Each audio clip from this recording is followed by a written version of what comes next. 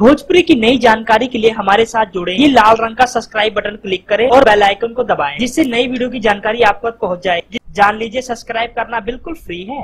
दोस्तों, भोजपुरी इंडस्ट्री की एक फिल्म थी जिसको हम और आप लोगों ने बहुत बारी देखा और हम लोगों ने उस फिल्म को बहुत पसंद किया।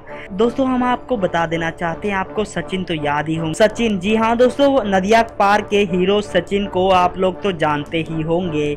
दोस्तों, आज हम मिलवाएंगे आपको उनकी इकलौती बेटी, जी हाँ दोस्तों, जिनका नाम श्रेया है। जी हाँ दोस्तों, श्रेया नामक इनकी एक लड़की जो कि बॉलीवुड में धमाल मचा रही है। दोस्तों, हम आपको बता देना चाहते हैं, फिलहाल ये बात सोशल मीडिया पे खूब वायरल हो रही है।